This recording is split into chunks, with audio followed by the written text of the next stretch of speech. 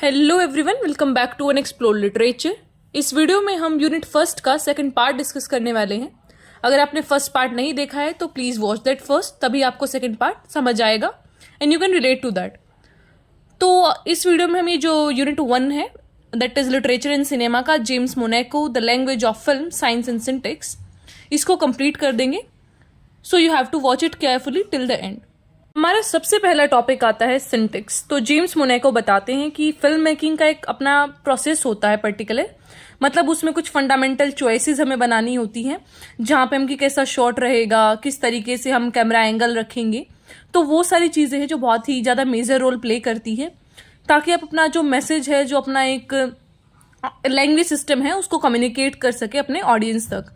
तो इसलिए जो फिल्म मेकिंग है उसका अपना एक सिंटेक्स और ग्रामर रहता है। वर्ड्स को आप कैसे ऑर्गेनाइज कर रहे हैं, कैसे पूरा वहाँ पे चॉइस ऑफ शॉट्स चल रहा है, फिर कलर सिस्टम कैसा है, साउंड कैसा है, ये सारी चीज़ें मिलकर एक प्रॉपर सिंटेक्स बनाती है, जो कि फिल्म मेकिंग में आपका एक फंडामेंटल रोल प्ले करता है। हमारा नेक्स्ट टॉपिक आता है कॉर्ड्स। तो जो स्ट्रक्चर है सिनेमा का वो डिपेंड करता है सर्टेन कोड्स पे, जो कि उसके अंदर काम करते हैं। तो वो कोई फिक्स्ड मीनिंग्स नहीं होता, कोई सिस्टम ऑफ मीनिंग नहीं रहता एक, but a system of logical relationship with in the text, कि हम किसी कल्चरल प्रैक्टिस या फिर कन्वेंशन को लेके उसका क्या मीनिंग रखते हैं वो उस पर डिपेंड करता है। तो वो कल्चरल या फिर आर्टिस्टिक दोनों तरीके का हो सकता है। Something that cinema might share with other forms, मतलब कि वो सिंपली सिनेमा से बिलोंग कर सकता है या फिर अदर जो आर्ट फॉर्म्स है उनसे भी वो लिया जा सकता है। तो कोड्स क्या रहते हैं? Codes are the critical constructions जो कि स्ट्रक्चर करते हैं फिल्म को, और एक इंटरप्रेटिव रिलेशनशिप भी बनाते हैं सिनेमा और ऑडियंस के बीच। तो आप कैसे कम्युनिकेट कर पाएंगे अपने ऑडियंस से, वो इन कोड्स के थ्रू बहुत ही इंपॉर्टेंट हो जाता है, और ये पूरा जो सिंटेक्स है हमारी फिल्म का वो भी फॉर्म करते हैं। फिर आता है मिज़-एन-सीन। तो ये एक फ्रेंच टर्म है, इट्स का मतलब होता है रिलेटेड टू थिएटर। एक लिटरल सेंस में बात करें तो इसको बोलते हैं प्लेसिंग अ सीन या फिर प्लेसिंग अ प्लेन। तो इसका मतलब रहता है कि आप कैसा जो स्टेज है उसको कैसे तैयार करते हैं, क्या क्या प्रोप्स आपके रहेंगे, क्या क्या कॉस्ट्यूम रहेगा। तो सारी चीज़ें जो कि फिल्म मेकिंग में आती हैं उसे हम मिज़-एन-सीन में काउंट करते हैं, कि आप कैसे अपने स्टेज को ऑर्गेनाइज कर रहे हैं फॉर अ पर्टिकुलर सीन, और वो मूवी में कैसा फिर आपका रोल प्ले कर रहा है।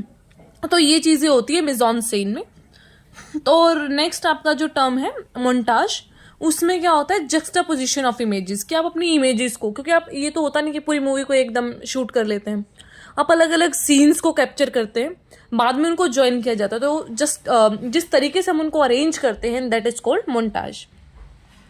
और मिज़-एन-सीन को हम एक फोकस भी मतलब ये ना स्टोरी टेलिंग पे फोकस करता है बेसिकली, कि कैसे आपका स्टोरी टेलिंग हो, कॉस्ट्यूम आपकी वही चीज़ रिप्रेजेंट कर रहे हो, लाइटिंग, जैसे मैंने पिछली वीडियो में भी यही बात बताई थी।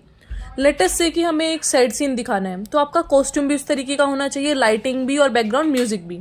ऐसा नहीं है कि पीछे पूरे अच्छे अच्छे गाने बज रहे हैं then you are presenting a sad thing, कि हाँ भाई बहुत गंदा हो गया यहाँ पे कुछ, तो वो चीज़ आप नहीं कर सकते। सारी चीज़ों को एक प्रॉपर फॉर्म में रहना पड़ता है to explain a scene. Next आपका आता है एस्पेक्ट रेशियो। तो एस्पेक्ट रेशियो का मतलब होता है the ratio between the width and the height of the screen, कि जहाँ पे वो फिल्म प्रोजेक्ट हो रही है उसका विड्थ और हाइट का रेशियो क्या है, उसे हम एस्पेक्ट रेशियो बोलते हैं। नेक्स्ट है आपका ओपन एंड क्लोज्ड फोरम्स। तो ये जो फॉर्म्स होते हैं वो डिपेंड करते हैं on which kind of movement is organized या फिर allowed within the frame, कि किस तरीके का जो मूवमेंट है वो यहाँ पे हमें अलाउड है। मतलब कि हम क्लोजअप सीन ले रहे हैं या फिर वाइड सीन ले रहे हैं। जब भी हम किसी सीन को शूट करते हैं तो कैमरा एंगल का बहुत ही इंपॉर्टेंट रोल रहता है। अगर हमें किसी के फेशियल एक्सप्रेशंस दिखाने हैं तो हमें क्लोजअप सीन लेना पड़ेगा। तो यहाँ पे हम ये दिखाना चाहते हैं कि इस आदमी का बहुत मेजर रोल है और इसके एक्सप्रेशन से ही हमें पूरा सीन है जो वो समझ आएगा। लेकिन on the other hand close forms में क्या रहता है, इसमें ओपन फॉर्म में क्या रहता है, is when the framing of shot is such that we expect an action to occur within it, जहाँ पे हम पूरा एक बड़े सीन में उस चीज़ को क्या करते हैं, फेस करते हैं। फिर आता है planes of composition. So this refers to the axis, जहाँ पे आपका पूरा एक फ्रेम है जो वो ऑर्गेनाइज्ड है। फिर है कलर। तो कलर एक एक्सट्रीमली सिग्निफिकेंट एलिमेंट है कॉम्पोजिशन का, जो कि बैलेंस और कंट्रास्ट बना के रखता है विद इन अ फ्रेम। फिर आता है लाइट्स। तो जो लाइट है वो एक एस्टेब्लिश करती है डेप्थ और मीनिंग ऑफ द स्क्रीनिंग, और जो क्लासिकल विजुअल आर्ट्स होती हैं उसमें तो लाइट का बहुत ज़्यादा इंपॉर्टेंस होता है, क्योंकि वो आपके सीन को एनहेंस कर देती हैं कुछ विजुअल और कल्चरल कोड्स के साथ। एंड लाइट का एक स्पेशल रिलेशनशिप भी होता है फोटोकेमिकल प्रोसेस ऑफ फिल्म में। तो जो पूरा स्क्रीनिंग रहता है उसमें लाइट का बहुत ज़्यादा इंपॉर्टेंस रहता है। कई बार तो जब हम कोई ड्रामा वगैरह देखते हैं तो वहाँ पे जो मेन करेक्टर रहता है उसे पूरा लाइट फोकस वो कर देते हैं, जिससे हमें ये पता लगता है कि भाई इस जो करेक्टर है उस पर हमें ज़्यादा ध्यान देना है और वो कुछ बोलने वाला है। और अगर आप एक रिहर्सल देखेंगी प्ले की, उसमें और एक जो फाइनल प्ले है उसमें कितना डिफरेंस होता है और कितना डीप तरीके से वो चीज़ें निकल के आती हैं। उसमें कॉस्ट्यूम और लाइट्स का बहुत ज़्यादा इंपॉर्टेंट रोल होता है, जो कि आपको फाइनल प्ले में दिखता भी है। तो वो वहाँ से आप देख सकते हैं। फिर आपका जो लास्ट टॉपिक है वो है साउंड, कि साउंड किस तरीके से रहनी चाहिए, क्योंकि जो साइलेंस होता है वो अपने आप में ही एक क्रिएटिव साउंड है। तो रॉबर्ट ब्रेसन है जो एक फ्रेंच डायरेक्टर, उन्होंने मूवी थी जो पिक पॉकेट, उसमें भी साइलेंस का बहुत ज़्यादा एक इम्पॉर्टेंट रोल दिखाया था कि भाई साइलेंस को भी हम कैसे एक साउंड की तरह यूज़ कर सकते हैं, और ये क्रिएटिव टूल का भी रोल प्ले करती हैं।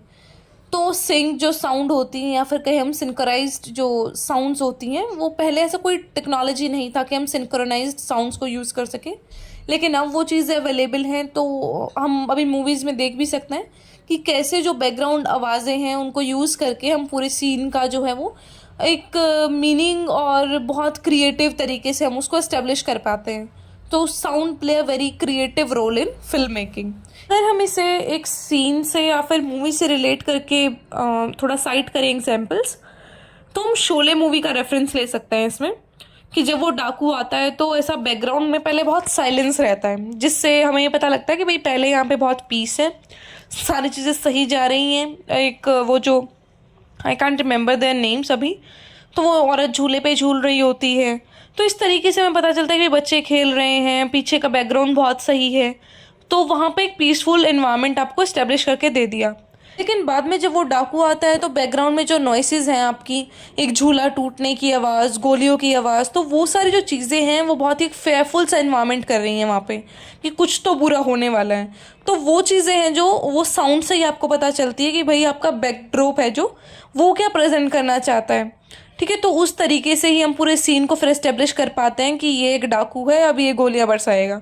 तो इस तरीके से पूरा सीन इस्टेब्लिश हो जाएगा और आपको पता भी लग जाएगा कि हाँ ये होने वाला है, और इस तरीके का जो एक्शन है वो सेट पे जो पहले वाली शांति है उसको भंग करेगा। इसी के साथ आपका फर्स्ट यूनिट कंप्लीट होता है। आई होप आपको समझ आया होगा। फिर भी कोई क्वेश्चन है तो उससे आप पूछ सकते हैं, I will answer that. And you can also connect with me on Instagram, या फिर कमेंट में आप डाल सकते हैं, उसे ईमेल कर सकते हैं, टेलीग्राम पे, किसी भी तरीके से you can ask me the questions. I will try to answer them all.